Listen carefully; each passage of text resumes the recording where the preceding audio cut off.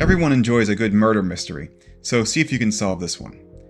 My first job as an attorney was as a prosecutor in Middlesex County, New Jersey, and in 2007, the most prominent case in the county was State v. Melanie McGuire. It actually gained national recognition as the suitcase murder because the body of McGuire's husband had washed ashore in the Chesapeake Bay in 3 separate suitcases. Court TV provided coverage, and McGuire was represented by a high-profile attorney named Joe Tacopina, who also represented baseball star Alex Rodriguez, as well as the defendant in the Natalie Holloway murder, amongst others. Why did law enforcement suspect McGuire was her husband's murderer? For one thing, she was the last person known to have seen her husband alive. And that, of course, proves absolutely nothing. Plenty of innocent people are last seen with loved ones who later die. There were also rumors of an affair. That proves nothing either. Infidelity is common, murder is not. Okay, true. But Melanie's husband had been shot, and Melanie owned a gun. But then again, many people own guns. Yes, but the bullets that killed her husband were of the same caliber as Melanie's firearm. Okay, fine, but it was a .38, which is an extremely common caliber, and coincidence is always possible. Alright, fair enough. I suppose it was also a coincidence that she had purchased the gun just 2 days before her husband went missing. Yes, that was troubling, but still not conclusive. And she also lied about it to the police. Conduct inconsistent with innocence to be sure, but maybe she was just scared. And the trash bags in which the body was wrapped match those found in her home. And the towels found in the suitcase, soaked in blood, were identical to those from the OBGYN clinic where she worked, and these were specialized medical towels, not household ones. And it just so happened that she had purchased 3 suitcases shortly before her husband's disappearance, the same type later found containing his remains, and when questioned by law enforcement, she could not locate them. Alright, so none of this standing alone proved anything. It also didn't help that shortly before her husband went missing, there were internet searches traced to her computer for such phrases as undetectable poisons and how to commit murder. Again, that's very suspicious, but not dispositive. Add to all of that an episode that would be laughable if it were not so incriminating. While awaiting trial, and I'm not making this up, the Attorney General's office received a FedEx box filled with random household items and a note claiming that Melanie McGuire was innocent and that the true culprit could be identified by following the clues inside. Investigators traced the package to the FedEx store, reviewed the surveillance footage, and lo and behold, who do you think was on camera mailing the package? Yes, that was Melanie McGuire. At trial, McGuire's attorneys presented evidence pointing the other way. They said there was no blood found in her home or in the hotel room she had rented. And she was a small woman, barely over 100 pounds. The defense argued it strained belief that she could have killed her husband, dismembered him, left no forensic trace, transported 3 heavy suitcases, and disposed of them at sea. The issue before the jury, as with all juries, was not whether any single fact proved guilt with scientific certainty, but whether innocence remained a reasonable explanation once all the evidence was considered together. It did not. Melanie McGuire was convicted of murder beyond a reasonable doubt. Of course she was. And notice this, no faith was involved in that verdict, no leap in the dark, no suspension of reason, no superstition. The jurors did exactly what rational people do every day. They evaluated cumulative evidence and adopted the explanation that best accounted for the whole. Now imagine a juror who had approached the case the way atheists approach the question of God. First, they would demand the case be proven with scientific certainty rather than the usual standard of beyond a reasonable doubt. Nobody would ever be convicted of anything. Such a juror would also dismiss each piece of evidence in isolation. The gun proves nothing. The suitcases prove nothing. The internet searches prove nothing. The towels prove nothing. And having dismissed each item individually, rather than consider them as parts of a larger story, he would conclude that there was no reason to believe McGuire's guilt. In fact, such a juror would not even refer to the evidence as evidence. He would say there was no evidence that Melanie McGuire killed her husband, because that is precisely what is said over and over again about God. Listen to the familiar refrain from public figures like Brian Cox, Neil deGrasse Tyson, or Richard Dawkins, each of whom have dismissively stated there is no evidence at all for God. Or the late Christopher Hitchens, who said of God with great self-satisfaction that anything that can be asserted without evidence can be dismissed without evidence. This, my friends, demonstrates perhaps the most obvious and important defect in the atheist mind, that they do not even know what the word evidence actually means, much less how to weigh it, or that it even requires weighing. Evidence is not the same thing as conclusive proof with scientific certainty. Evidence is simply anything that tends to make one proposition more likely than another. Fingerprints are evidence, motive is evidence, opportunity is evidence. Eyewitness testimony is evidence. The appearance of a plan or a scheme or a design is evidence. None of these things are infallible. All of them are contestable. Scientific certainties are great, but they are rare. Courts exist precisely because evidence must be tested, weighed, and sometimes rejected. To fail to draw logical inferences from independent pieces of evidence, or worse, to say that disputed evidence is therefore not evidence, simply because it does not by itself prove its case with scientific certainty, would be to make the entire legal system unintelligible. If something appears designed, that appearance is evidence, perhaps weak, perhaps strong, but evidence nonetheless, that it may have had a designer. That is true of a machine, an organism, or a universe. If people claim to have witnessed the ministry of Christ and his resurrection, that claim constitutes eyewitness testimony. It may be unreliable, it may be false, it may ultimately fail to persuade, but it is still evidence of the very sort we evaluate in courts every day. One is perfectly entitled to argue that the evidence for God is unconvincing. One is not entitled to pretend that there is no evidence. At this point, the confusion becomes clear. The mistake is a category error, treating not proven to scientific certainty as though it were the same thing as no evidence whatsoever. Once that error is exposed, the debate changes shape entirely. The question is no longer whether there is any evidence for God, but whether the cumulative weight of the evidence points more reasonably in one direction than the other. That is how rational judgments are made in courtrooms, in history, and in ordinary life. And none of it requires faith. At this point, something important must be clarified, because the word faith is doing far too much mischief in modern conversation. Faith is commonly treated as though it were a substitute for evidence, as if believing in God requires one to suspend reason, ignore facts, and leap bravely into the dark. But this is not how belief actually works, nor is it how Christianity has ever understood itself. The confusion arises from treating belief and faith as though they were the same thing. Belief, properly speaking, is a conclusion. It is what happens when evidence is weighed and found sufficient. We believe the earth is round not because we have personally circumnavigated it, but because the cumulative testimony of observation, science, and history points unmistakably in that direction.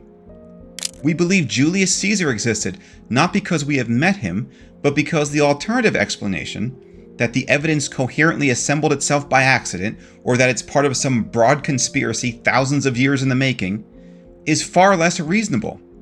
In such cases, belief is not a moral virtue or spiritual leap, it is simply the brain doing what the brain is meant to do.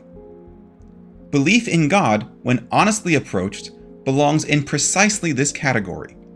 The order of the universe, the fine-tuning of physical laws, the extreme appearance of design, the language of DNA, the persistence of moral obligation, the historical particularity of Christ, the credibility of those who swore by it and died for it, and the strange human longing for meaning that transcends survival, all converge on a single conclusion, far more plausibly than any alternative. One may argue about individual pieces of evidence, just as one may quibble over individual facts in a court case. But at some point, the question ceases to be whether any doubt remains and becomes whether any disbelief is still reasonable. To say that belief in God requires faith in the sense of believing without evidence is therefore a mistake. It is not faith at all. It is judgment. An atheist often asks, "How do you know God exists?" We don't. Just as we do not know that Melanie McGuire killed her husband. If you want to get particularly philosophical about it, we don't even know that Melanie exists, since the observer could simply be hallucinating. But just as we can believe that she does exist and is guilty because the evidence weighs toward that conclusion, so can we believe in God for the same reason. Where faith truly enters is not in deciding whether God exists, but in deciding whether we can trust Him, that, for example, He is benevolent, that we were made with divine purpose in His image, and that His plans for us are for good and not for harm. This is a subtler and far more demanding matter. Once a verdict has been reached, something else must follow. In a courtroom, belief that a defendant is guilty carries consequences. The court does not merely nod and move on, it must assent to the judgment and allow it to shape action. In much the same way, belief in God, once established, presses forward into a second and more uncomfortable question. If this God exists, and if He is as He claims to be, am I willing to trust Him more than I trust myself? This is where faith becomes costly. Faith is not believing that God is real, it is believing that God is good even when circumstances obscure that goodness. It is trusting that an all-knowing mind sees connections we cannot, purposes we would not choose, and ends we would not design. It is choosing obedience when autonomy looks safer, restraint when indulgence seems harmless, and hope when experience urges despair. Faith is not a failure of reason, it is reason's decision to relinquish absolute control. This is the distinction atheists like Alex O'Connor fail to make when he admits that his atheism is sustained by evidence of, for example, pointless deaths that God could prevent. Here he conflates two things.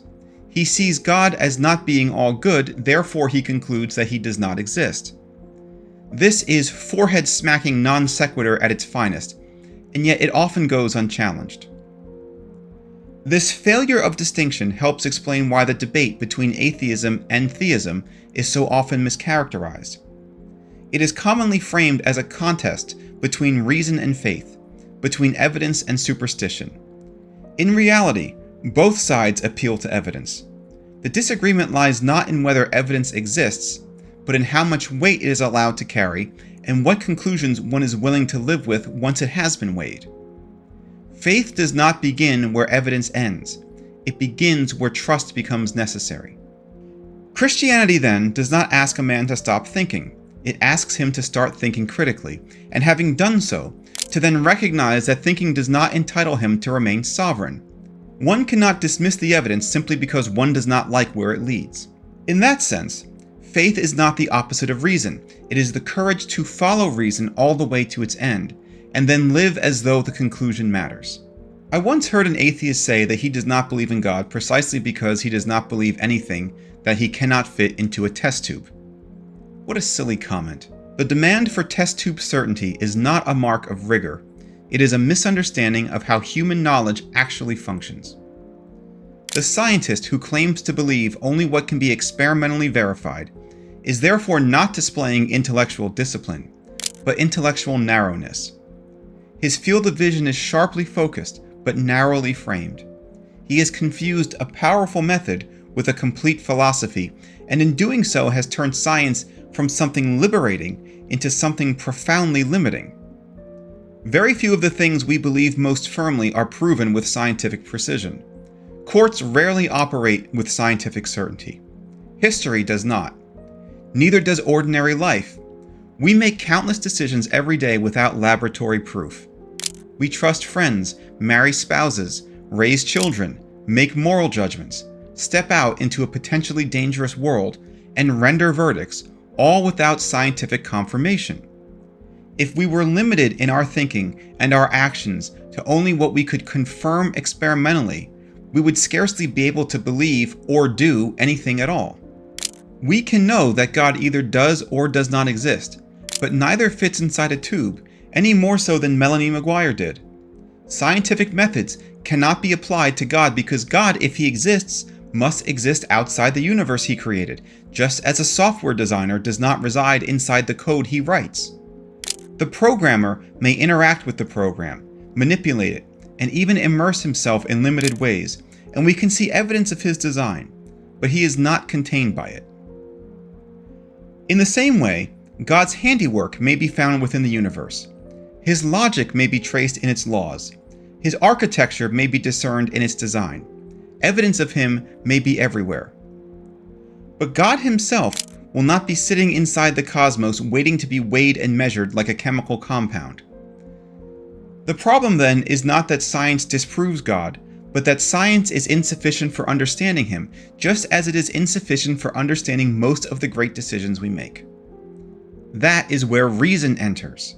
A fair application of reason, informed by the various classical proofs for God's existence, design, contingency, moral obligation, and human experience, points not merely to the possibility of a creator, but to the probability of one. Taken together, the evidence forms a cumulative case.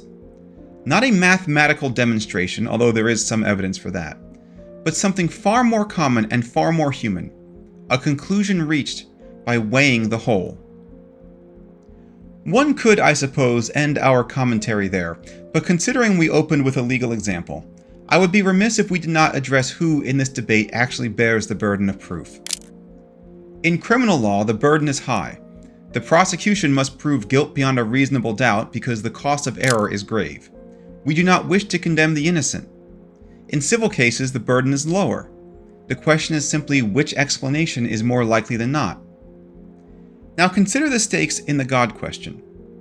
If a man believes wrongly that God exists and orders his life accordingly, what is the cost if he turns out to be mistaken? He dies as all men do. If, however, a man believes wrongly that God does not exist and structures his life around that belief, the cost, if he is mistaken, is infinitely higher and certainly much worse than jail. In that sense, the burden does not rest on the theist. It rests on the atheist, the side which prosecutes God.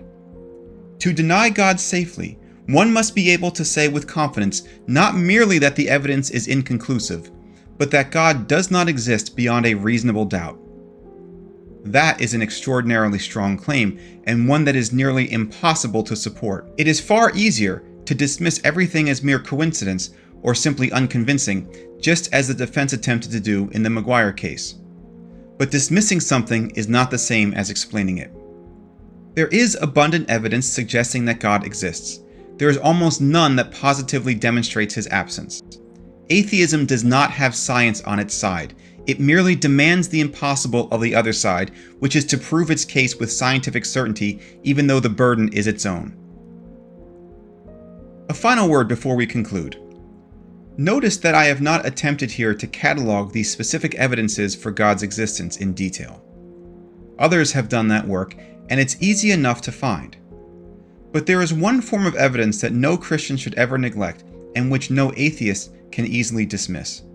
And it's not an argument, not a syllogism, but the unmistakable evidence of a transformed life. Christianity ultimately makes a testable claim, not in a laboratory, but in the human soul. Christ in you, as Scripture puts it, produces something recognizable, a change of loves, a reordered will, a new posture towards suffering, forgiveness, and truth. Arguments may clear the ground, evidence may point the way, but it is this lived reality that often proves the most persuasive of all. And perhaps that is fitting, for the God who can be reasoned toward is also the God who must be trusted, and trust, as we have seen, begins only after the verdict has been reached. Modern culture often flatters itself as uniquely rational, yet it routinely demands a kind of certainty that human beings have never possessed and could not live by if they did. We insist on laboratory proof where none is possible, dismiss evidence because it is not absolute, and confuse intellectual caution with wisdom. In doing so, we do not elevate reason, we impoverish it. Reason was never meant to answer every question by itself, but to carry us as far as it can and then invite us to respond honestly to what it has shown.